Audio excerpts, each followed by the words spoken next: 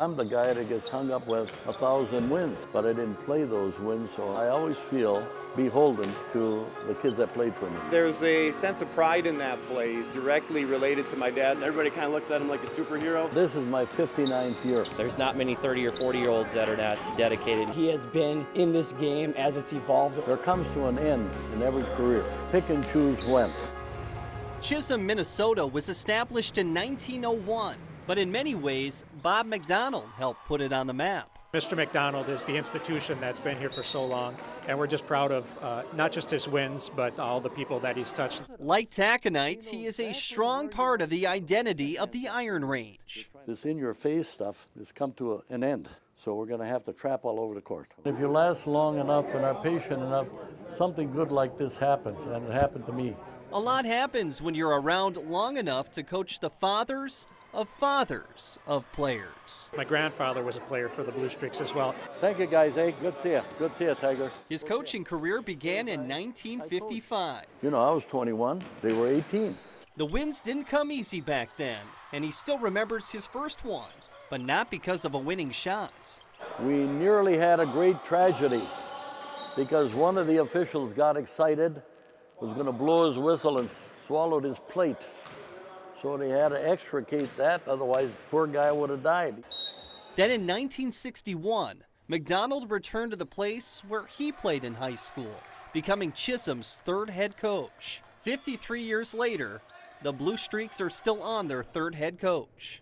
There are a few people that have lasted that long. I just enjoy it. He's never been called for a technical foul, and these days he rarely raises his voice. Okay, that's all right, that's all right. But McDonald admits that wasn't always the case. Boy, I could really burn the paint off the wall, you know. But I've come off of a lot of that. Over the years, I've known the program, known the kids a lot better. I don't have to gear them up other than telling them that they should perform a little better. They listen. I want you to come right down the lane line, all the way to the base. McDonald has led Chisholm to 11 state tournament appearances and 3 state championships. Chisholm Blue Streaks are the 1991 champions of boys Class A. Over a long period of time, we've had success, and I think success breeds success. Not so much that we really feel we're going to win, but when you do win, it gears up younger kids to prepare a little better, and maybe you'll have a better chance of winning in the future. Bob and Darlene McDonald had 6 kids, and more than titles or triumphs, these are the numbers he is most proud of. All 6 went on to become coaches, and 3 grandchildren are right behind them. Whether it's the second generation after my dad or some of the grandkids, I think just that warm feeling of what the game can provide is what's attracted us. From a very young age, I've never thought of anything else other than being a basketball coach and a teacher. I'm in his shoes right now that he was 60 years ago. If you look over his career and his lifespan, he's had a lot of good things happen to him. He's had a lot of good players, and it comes back just to working hard. As long as he's worn a whistle, he's expected players to follow rules. His rules. He is strict on appearance and attire, behavior, and bedtimes. I think kids on school night should be home by 10 o'clock. No bumming around till 1 o'clock in the morning. I think it has had some effect in this community because if you don't do that, you're not going to play it. We had to keep our hair short and our socks pulled up high. Taught a lot of discipline, taught a lot of respect. Sometimes we don't think he's fair, but when you look back, he's always been pretty fair, and he's definitely tough on us, but it certainly brings out the best in us. With offspring coaching across Minnesota, crossing paths is inevitable.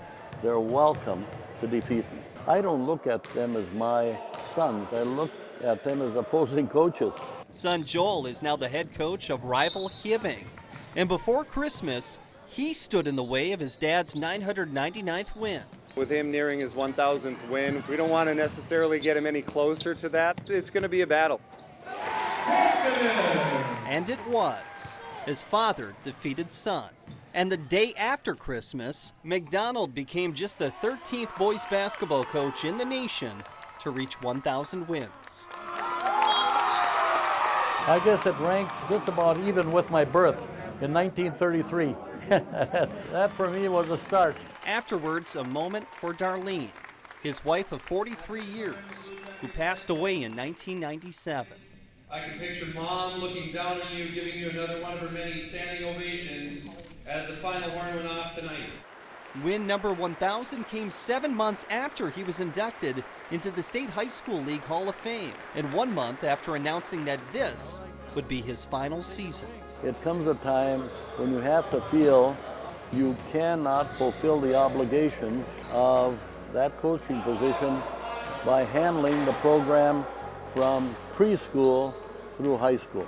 Governor Mark Dayton declared February 11th Bob McDonald Day.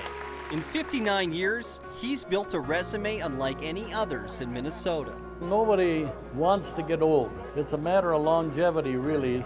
I consider myself younger when I deal with young people.